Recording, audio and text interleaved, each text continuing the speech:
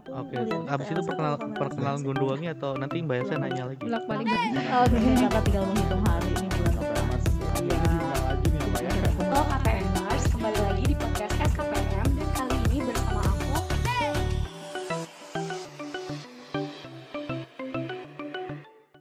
Assalamualaikum warahmatullahi wabarakatuh. Halo KPMers, kembali lagi di SKPM IPB Podcast. Kali ini bersama saya Elsa Destriapani sebagai host dan hari ini kita akan membahas mengenai IISMA. Nah, apa itu IISMA? Kita akan tanya langsung ke Bila sebagai awardee IISMA. Selamat pagi Bila. Selamat pagi Mbak Elsa. Apa kabar? Baik nih, alhamdulillah. Mbak apa kabar? Alhamdulillah sehat. Ini perjalanan dari mana nih? Perjalanan dari Jakarta nih kebetulan. Lancar tapi. Alhamdulillah lancar Mbak. Oke, silahkan disapa dulu teman-temannya. Oke, halo teman-teman SKPM sekalian. Perkenalkan aku Ibtisam Salsabila dari SKPM 56. Salam kenal semua. Oke, langsung aja nih Bila. IISMA tuh singkatan dari apa sih? Oke Mbak, IISMA itu adalah singkatan dari Indonesia International Student Mobility Award, yaitu sebuah kegiatan beasiswa yang diberikan oleh Kemendikbud dengan kolaborasi dari LPDP untuk para mahasiswa S1 yang menjalankan pertukaran pelajar di luar negeri, dan kurun waktunya adalah 6 bulan. Proses seleksinya gimana tuh? Oke, proses seleksinya sebenarnya cukup panjang ya Mbak. Yang pertama itu ada seleksi esai, kedua ada interview, sama yang terakhir adalah pengumuman. Tetapi antara jedanya itu cukup panjang sih, antara prosesnya. Yang pertama tadi apa? Esai? Yes, esai. Kalau administrasi kayak gitu, misalnya IPK harus berapa atau TOEFL apa gitu? Ya, esai itu digabung dengan berkas lain ya, administrasi berkas. Selain esai itu kita juga harus ada EPT atau English Proficiency Test, bisa Duolingo, TOEFL, or IELTS. Itu disesuaikan dengan negaranya saja. Lalu untuk IPK itu disesuaikan dengan host university atau universitas yang mau di negara tujuan. Dan ada juga nih transkrip IPK dan ada surat rekomendasi dari rektor sih. Tapi itu bakal diurus sama kantor urusan internasional. Oke, gitu. kita breakdown satu-satu nih. Oke. Pertama pemberkasan ya. Oke. Untuk Bila sendiri tujuannya ke negara mana? Oke, aku sendiri tujuannya ke negara Taiwan. Oke, Taiwan. Berapa syarat IPK-nya? Oke, syarat IPK untuk ke Taiwan sendiri adalah 3,4 ya. Dan kalau paling tinggi itu 3,8. Oke.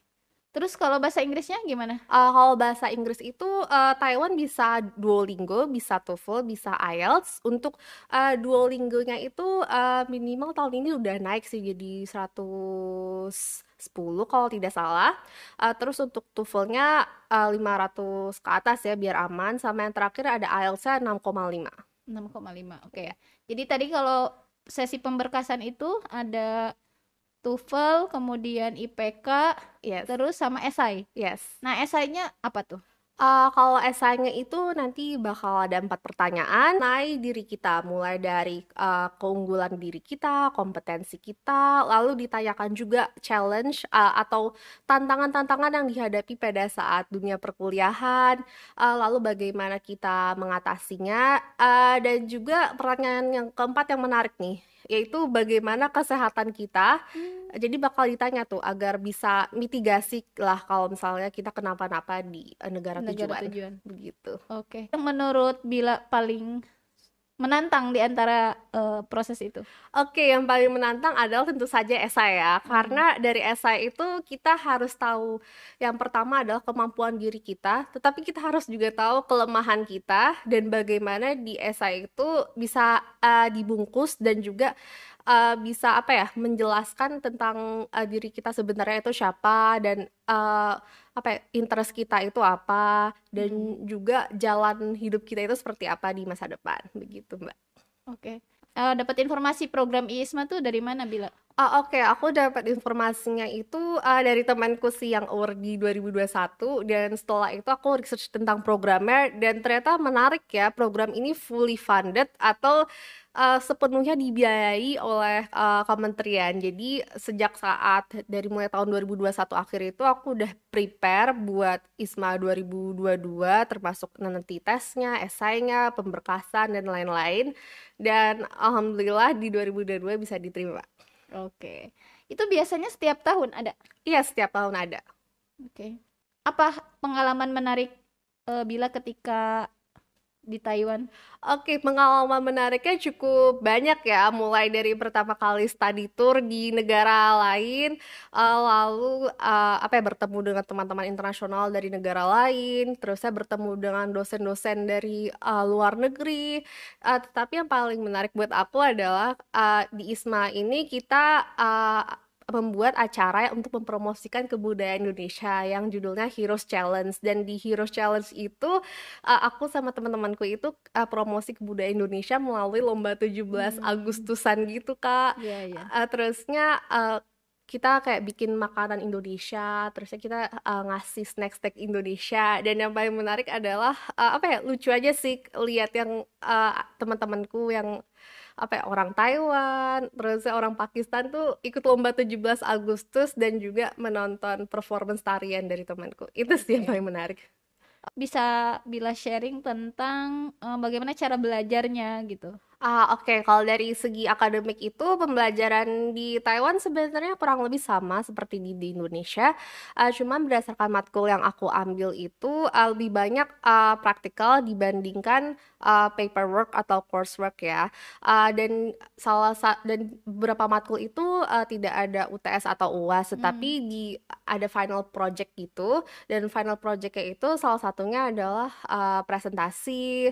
Lalu untuk di bahasa Mandarin ada ujian praktikum pakai bahasa Mandarin juga. Iya, iya, iya.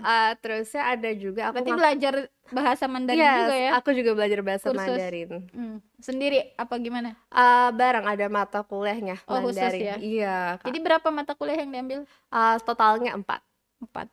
Itu ada persyaratan semester berapa nggak sih minimal Buat ISMA? untuk ISMA? Yes, ada, yaitu semester 4 dan 6. Semester 4 dan 6. Yes. Oke. Kemudian Bila ngambil 4 mata kuliah di Taiwan. Yes. Dan 4 mata kuliah itu bisa diklaim di sini? Bisa. Bisa dikonversi menjadi SC buat penambah SKS. Gitu ya. Yes. SC disebutnya. Untuk SC, untuk nambah SKS-nya di SC. Sorry. Sekarang dia EC. Oh, EC, Yes, enrichment course ya maksudnya. Iya, buat EC. Oke. Menurut Bila yang paling sulit ketika di Taiwan apa? Oke, yang paling sulit itu mungkin karena aku nggak karena aku Muslim ya, jadi kayak buat menemukan tempat ibadah itu cukup Sulit. sulit. Iya, terus ya makanan Makanan halal halal. juga susah. Cuman alhamdulillah teman-temanku itu helpful banget. Jadi dibantuin buat cari makanan halal dan Oke. juga kalau misalnya biasanya tuh makanan kan komposisinya dalam bahasa Mandarin, biasanya dibantu translate juga. Selain dari sisi agama ya, kalau dari sisi akademik sih ya awal-awal agak susah adaptasi ya, karena teman-temanku di sana itu cepet banget belajarnya. Jadi Tapi pakai bahasa Inggris. yes, pakai bahasa Inggris. Termasuk tadi ya membuat esai juga. Iya, membuat esai juga. Jadi sebelum kelas itu biasanya udah pada baca duluan, pas sampai di kelas itu langsung pada debat gitu, Oh, Kak. oke. Iklim belajarnya beda banget. Iklim belajarnya iya beda, lebih ke praktikal sih menurut aku. Dan itu mata kuliah apa aja tadi 4? Oke, 4 itu yang pertama ada Business English, terusnya ada juga Intercultural Communication, lalu ada Mandarin Level 1, sama yang terakhir adalah, ini menarik sih, Introduction to Engineering. Menurut Bila sangat relate gak dengan SKPM mata kuliahnya? Masih relate sih, Kak, even itu Introduction to Engineering, karena masih diajarin gitu loh. Kalau dunia industri di Taiwan itu seperti apa dan dampaknya untuk lingkungan itu seperti apa, dan juga salah satu study tournya itu ke pabrik ramah lingkungan di Taiwan dan dijelaskan bahwa ada kontroversi dengan masyarakat sekitar, jadi kayak langsung SKPM banget sih. Oke. Hal yang paling berkesan apa ketika di Taiwan sana? Oke, hal yang paling berkesan adalah aku nggak nyangka ternyata masyarakatnya ramah-ramah banget dan juga open minded ya. Awal-awal nyampe Taiwan itu kemampuan Mandarin aku nol banget, Hmm. tapi pas pada saat sampai Taiwan itu ternyata alhamdulillah tidak ada yang rasis dan Hmm. juga aku bisa belajar bersama-sama gitu soal budaya dan juga bahasa di Taiwan, dan teman-temanku yang orang Taiwan juga tidak sungkan untuk mengajariku soal kebudayaan Taiwan. Oke. Berarti masih bisa sekarang kalau ngomong bahasa Mandarin. Masih dikit. Nanti closing apa namanya podcast ini pakai bahasa Mandarin. Waduh, oke sih. Siap-siap ya. Oke Kak. Oke, Bila pernah mengalami cultural shock? Kalau culture shock pernah dong. Apa tuh? Oke, kalau di Taiwan itu culture shocknya adalah ketepatan waktunya. Mungkin terdengar sepele ya bagi orang-orang, cuman bagi mahasiswa tuh tepat waktu kadang suka ya diremehkan. Tapi pada saat di Taiwan, apa ya, pas hari pertama itu kita itu tidak tahu ya ternyata di hari itu ada kelas dan tiba-tiba diumumin ada kelas jam segini. Dan ya udah, walaupun kita nggak ada dan kita padahal mahasiswa internasional baru nih harusnya disambut, tetap aja kelasnya berjalan tanpa kita. Itu kayak tamparan buat aku sih, harus lebih tepat waktu, harus bisa lebih menghargai jadwal gitu Kak. Oke. Bentar, ini kembali lagi tadi proses seleksinya ya. Oke. Itu interviewnya gimana? Mungkin Bila punya tips atau trik cara menghadapi interviewer dalam program ISMA ini? Oke, kalau tips dan trik dari aku yang pertama adalah confident atau percaya diri. Jangan lupa perhatikan body language-nya, mulai dari cara berpakaian, sikap duduk, dan juga kita harus memperhatikan artikulasi kita dalam menjawab pertanyaan dari interviewer. Jangan kebanyakan jeda pada saat menjawab. Jangan kebanyakan. Selain itu kita harus menguasai esai kita. Oke. Karena sebagian besar pertanyaan interview ditanyakan dari esai kita itu. Dan yang terakhir adalah be prepare atau siap-siap dengan pertanyaan interview yang mungkin agak aneh atau di luar nalar. Oke. Gitu ya. Iya. Ada lagi? I think sekian sih dari aku. Oke. Untuk proses wawancaranya seperti itu ya. Iya, betul. Oke. Kemudian itu kan 6 bulan Bila ke Taiwan ya. Itu pas semester berapa? Oke, berarti aku pas semester 7 berangkat ya. Daftar semester 6, berangkat semester 7. Nah, bagaimana nasib perkuliahan di SKP? Ya, seperti apa nih? Oke, kalau untuk nasib perkuliahan tentu saja aku menambah semester ya. Kayak kita jujur aja di sini. Semester 7 itu berarti tinggal sisa matkul MKB, PPP sama SP itu aku nggak ambil. Jadi di semester 8 ini aku ambil SP dan di semester 9 aku ngambil MKB, PPP sama skripsi. Oke.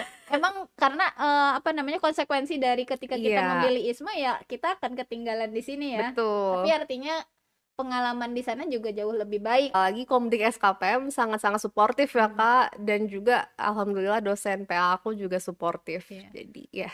Dan nggak ngerasa ini kan, nggak ngerasa aduh gue ketinggalan nih di sini gitu. Enggak sih, Enggak kan? lebih kayak ya udah kita saling support aja. Iya. Lagian kan pengalaman di sana juga banyak ya. Bener Kak. Justru itu ketika mahasiswa pengalaman-pengalaman seperti itu yang harus dicari. Betul. Bukan hanya kuliah pulang gitu ya. Oke, jadi nasib perkuliahannya ditambah 1 semester. Bener. Oke. Kemudian setelah kegiatan ISMA itu ada kegiatan lain nggak dari forum itu? Tindak lanjutnya? Setelah pulang dari ISMA. Iya. Oke, nice question. Jadi kalau dari ISMA itu kita ada namanya ISMA Alumni Club.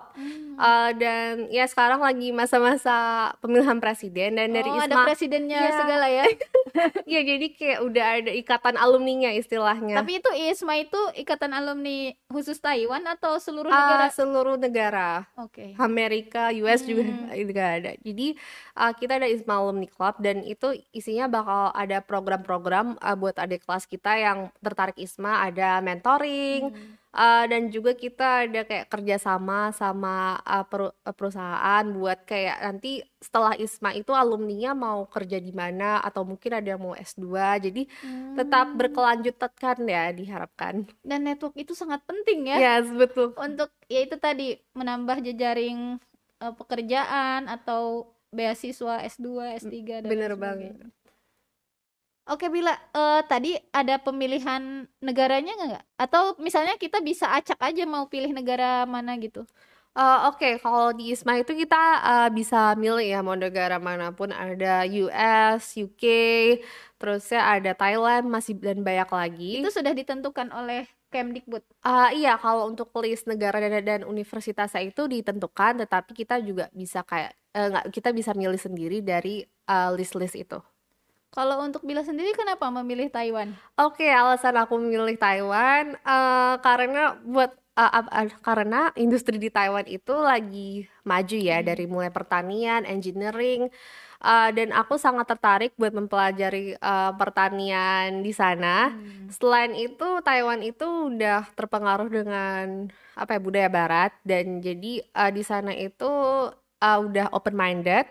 Dan benar, pas sampai sana itu banyak banget mahasiswa internasional dan juga dosen-dosennya sangat open minded dan juga bisa diajak bertukar pikiran. Oke. Jadi emang penting banget nih teman-teman kalau misalnya mau memilih suatu negara, kita pelajari dulu Bener karakteristik banget, dari negara bener itu banget. seperti apa gitu ya. Jadi kita bisa sangat yakin untuk memilih negara tujuannya gitu. Bener banget. Oke. Ada tips dan trik lain untuk mendaftar IISMA? Oke, tips dan trik lainnya, mungkin pada saat administrasi pemberkasan itu kita agak ngerasa demotivasi atau jenuh atau bosen karena cukup lama ya durasinya. Tetapi aku mau kasih saran agar untuk tetap konsisten setiap hari menulis esai, latihan bahasa Inggris atau latihan untuk interview itu harus dilakukan setiap hari agar konsisten, dan juga tetap percaya diri, jangan merasa minder atau insecure ya bahasa anak sekarang. Iya. Dan yakin dengan kemampuan diri kamu. Oke. Kan itu dari aku. Terakhir nih, Oke, Kak. untuk pesan anak SKPM yang masih ragu untuk ikut ISMA atau adik-adik kelas Bila nih nanti yang mau ikut Oke. ISMA, apa nih pesannya? Oke, pesan dari aku adalah yang pertama, tetap percaya diri dan juga konsisten. Dan yang terakhir adalah jangan takut buat ketinggalan mata kuliah, karena pengalaman yang didapatkan di luar negeri itu sangat-sangat luar biasa dan adalah once in a lifetime experience. Dari aku. Makasih banyak Bila udah sharing Thank you juga, mengenai IISMA. Jadi kita tahu ada program pertukaran pelajar Indonesia ya dengan negara-negara lain seperti itu. Karena tadi Bila bilang bisa bahasa Mandarin, jadi nanti Bila yang akan closing podcast Waduh. ini. Jadi gimana bersedia menerima tantangan? Oke, boleh. Jadi intinya terima kasih sudah menonton. Oke. Jangan lupa like, comment, dan subscribe gitu. Oke. Oke. Oke, silakan Bila untuk menutup podcast ini dengan bahasa Mandarin. 你好，我叫韦小，谢谢，再见。 Oke, udah ya. Oke, Bila, makasih sekali lagi sudah mampir di podcast SKPM. Mungkin di lain kesempatan kita akan undang Bila lagi. Oke, siap, untuk sharing hal lain gitu ya. Thank you. Oke, sekali lagi terima kasih. Semoga Bila tetap sehat dan tetap Amin. semangat untuk melanjutkan kuliah di sini. Amin. Amin. Oke, semoga lancar semuanya ya. Oke. Terima kasih banyak Bila. Makasih juga, Mbak. Oke. Terima kasih banyak juga teman-teman yang sudah menonton. Tadi sebenarnya udah ditutup oleh Bila. Tapi kita tutup lagi. Terima kasih banyak. Wassalamualaikum warahmatullahi wabarakatuh.